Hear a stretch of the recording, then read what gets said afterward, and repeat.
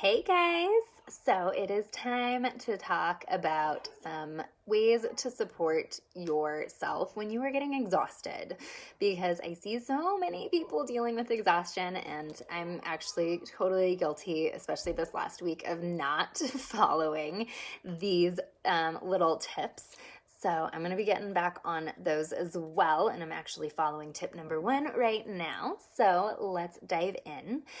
For those of you guys who we haven't met yet, I have seen quite a few new friends on here. Hello, whoever's watching. Sorry, Facebook's being a butt and is not showing me who is actually watching, but you know.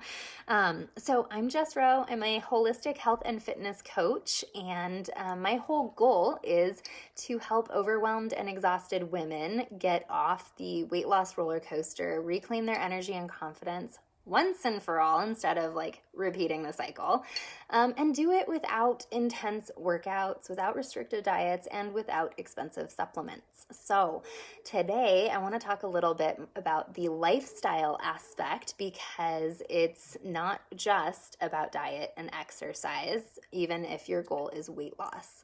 There are other areas in your lifestyle where you can improve and really just make small changes to start getting massive results. And one of those things, like I said, I help exhausted and overwhelmed women. Exhaustion's a big issue, and it actually plays a major role in your inability to lose weight and keep it off. So let's talk about being exhausted today and how to quickly start fixing that. So the big thing I want you to remember is that when you're exhausted, there's a reason for it. You may not know what it is. It might be kind of a conglomeration of things kind of all adding up. But your body is exhausted, and it's trying to let you know that it needs rest and it needs support. So the biggest kind of mindset shift to take away today is remembering that you can't just push through exhaustion. And I'm going to share these tips today so that you can quickly get the rest that you need. I'm not talking about just sleeping more, because I know that does not work for most people, but how you can quickly honor your body's need for rest while also quickly getting back to the life that you want to be living and doing all the things that are important to you, because you can't just spend the next year focusing on sleep, right? So number 1, I said, I'm trying to I'm following my tips a little more myself this week, because I have not been doing that. So tip number 1 is hydrate. Here's my cute mug too. I love my mugs. I'm slightly obsessed with mugs. So if you have a mug you love, drop it in the comments so I can see it. So hydrate. A lot of times, especially if you've been fine, your energy levels are normally fine, and you just kind of get hit by being tired all of a sudden, a lot of times it's because you're mildly dehydrated. So grab some water. You could do like an electrolyte drink. I would not recommend something with caffeine. We're going to get to that one here in a minute, but something non-caffeinated that will hydrate you. And sometimes that means eating like a healthy snack as well, or doing something with electrolytes. So hydrate and nourish is tip number 1. Tip number 2 is focused around bedtime. If you can, sometimes, not for everybody though, right? Sometimes going to bed a little bit earlier and getting up a little bit later, even by 15 minutes for a few days, can be the change that you need to just help you recover and just get your energy back if it's just a brief little slump. Sometimes too, if you just don't have a set bedtime and a set wake time, just getting those times set so you're consistently going to bed and waking up at the same time, that can be the rhythm that your body really needs to get its energy levels figured out.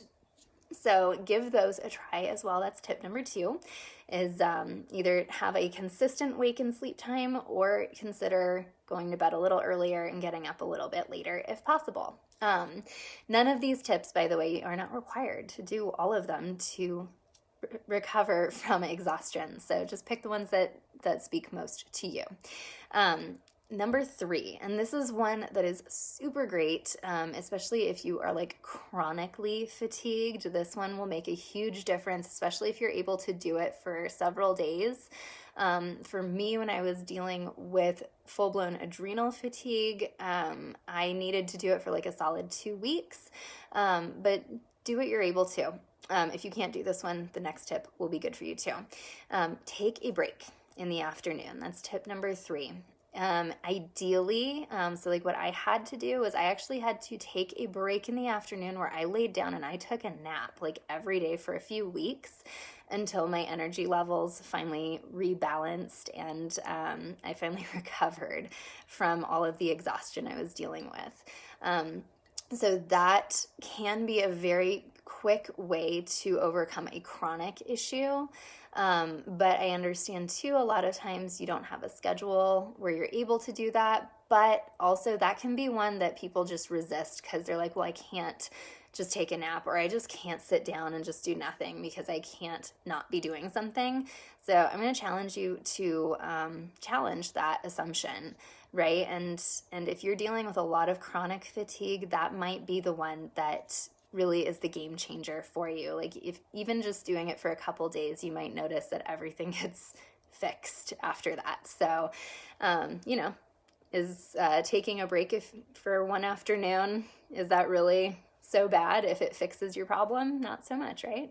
So why not try it? So if you cannot take that afternoon break where like you could do a full-blown nap, or you could just kick back and relax for like 20 minutes. Most places used to do that before we got so obsessed with like always doing, right? But many places have like an afternoon siesta where you're supposed to take some time in the afternoon to rest before you go on with your day. So try that one. But if you really can't do that, tip number 4 is take a breathing break. They're like little mini breaks. And I do these a lot with my clients, especially who are dealing with a lot of exhaustion. But so we'll put in about 5 different times a day. Usually that's like in the morning, at breakfast, at lunch, at dinner, and then before bed. And you literally just take a break. And I go into a little more depth with my clients, but really you're taking like a 5-minute break at the most to pause, sit, close your eyes, kind of disconnect from everything, and take 20 slow, deep breaths. And that calms the body so much. It really decreases all that stress. It helps you break that fight or flight response that we seem to just kind of live in all the time, which leads to a lot of that exhaustion that we feel. So if you're able to do these just short little breathing breaks throughout the day, it helps you kind of come down from all of that stress. And it also helps increase your resilience to stress. So you're just not as amped up all the time. So breathing breaks are amazing. That's tip number 4. Tip number 5, if you're dealing with a lot of exhaustion, whether it's chronic or acute, one of the worst things that you can do is continue to do high intensity exercise. That is just adding more stress, and it actually just burns through what little energy you have. So don't do the high intensity stuff. Tip number 5 is actually switch to some gentle movement that's shorter, that you might even do a couple times a day as opposed to one long workout. Because what this does is it allows your body to move, which can be very therapeutic in and of itself. It gets the blood flowing, right? It gets more oxygen coming in. So that's going to help heal your body from whatever is causing that exhaustion. But it's also gentle enough where it triggers your body to change at the cellular level so you can actually start producing more energy without burning through all of it. So gentle movement is great, especially if you you feel like, say, like you're trying to lose weight. So you really want to have some exercise in your day, but you don't have the energy to do these high intensity workouts, which is fine. You don't actually ever have to do those, by the way, if you're trying to lose weight. If you don't like them, don't do them. But being able to do that gentle movement will really help heal you. It'll help continue to lose weight while helping your body start to produce more energy so you feel better and heal. So that's number 5, gentle movement, not high intensity movement. Number 6. So 6 and 7, I'm just going to give you fair warning. You might resist these, but they might be the game changers that you need. So number 6 is do not increase your caffeine. So caffeine artificially gives you energy, right? And long term, it's actually creating more of a strain on your body. So it gets your body hooked on caffeine, on this external source. And so your body never actually gets the chance to heal and figure out how to create its own energy. Not to mention all of the hormonal stuff that can happen from having too much caffeine in your body. So cut back on the caffeine, or if nothing else, just don't increase the caffeine that you're drinking. Actually honor your body and its need to rest, to heal from exhaustion with these other tips that I just gave you. I'll recap in just a sec. But the thing to know too is that caffeine can affect your ability to fall asleep for 10 to 12 hours or more after drinking it. So if you're having a cup of coffee at 10 in the morning and then you cannot fall asleep until midnight or later, it could be the coffee that is causing the problem, even though it was like way back in the morning. So, and especially if you are having more coffee in the afternoon, then it's no wonder that you're not sleeping well at night. So time to stop it with the afternoon caffeine. Instead, enjoy like a cup of herbal tea or some other drink that you enjoy and do that afternoon break. And give yourself that time to recover. So scale back on that caffeine, and your body will adjust. It really will. So you can do it slow too. You can talk with me if you want some ideas on how to scale it back without going cold turkey, because that can be not pleasant, right? So that's tip number 6 is, if nothing else, don't increase the caffeine. And tip number 7 is start saying no to things so that you can say yes to healing your body quickly. And this is the one that's kind of the biggest game changer. And like coming back to that mindset I talked about at the beginning, instead of trying to just continually push through that exhaustion, especially, if you can just say no to all the things going on, and just do kind of the bare minimum for a little bit. If you can commit to focusing on healing that exhaustion, on taking those breaks, on minimizing stress for at least a few days, you will get better so quickly, as opposed to if you're just trying to draw it out, like where you're trying to do the bare minimum with rest, and still continue to push through and push through and push through and get all the things done, you're just going to prolong the time it takes for you to heal from exhaustion. So if you can cut back on your other commitments for now, for usually, I had full-blown adrenal fatigue. It took me 2 weeks to go ahead and recover using all of these tips. So you don't have to cut back for very long. You just need to say no for a few days to give yourself time to recover, and then you're going to be back at full capacity and you'll be able to do all those things again. So don't drag it out. Just say no to some commitments now so that you can say yes to healing from the exhaustion, and you'll be back at it before you know it. So let me know which of those sound good to you, which of those you just like flat out reject, because I know there's always some of those. And then if you want some support, especially with tip number 5, next week I'm going to be running the movement challenge, which I will show you the gentle movement that you can start using that will start getting you losing weight, but it will also support your energy and help you heal and help you actually produce more energy long term. So if you want in on that challenge, it's going to be a lot of fun. Let me know in the comments and I'll send you the link. And I'm doing a giveaway in the challenge.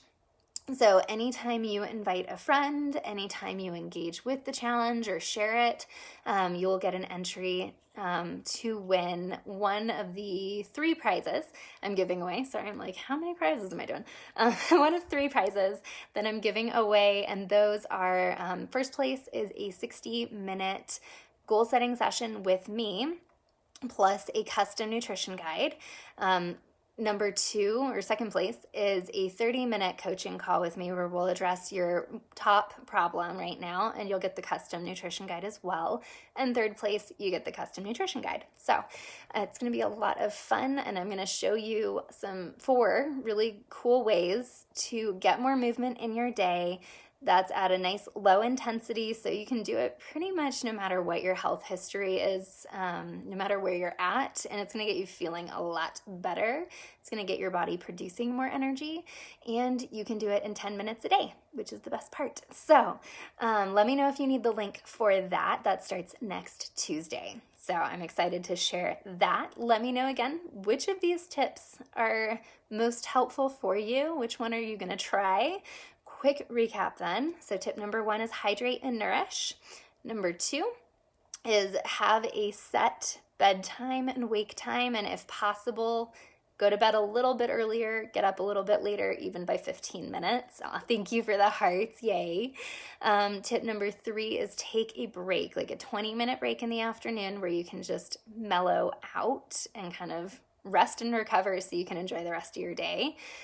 Tip number 4 is take breathing breaks throughout the day, little mini breaks where you can breathe and again, rest and recover and kind of come down from the stress.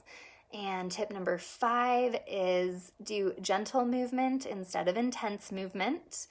Number 6, don't increase the caffeine. If possible, decrease the caffeine. And 7 is start saying no to all your commitments so that you can say yes to healing from your exhaustion. So let me know which ones you like, which ones you don't like, and which ones you're actually going to try. And make sure you let me know in the comments if you want the link for the movement challenge. Starts next Tuesday. So that's it for now, guys. I hope you have a beautiful day. Bye.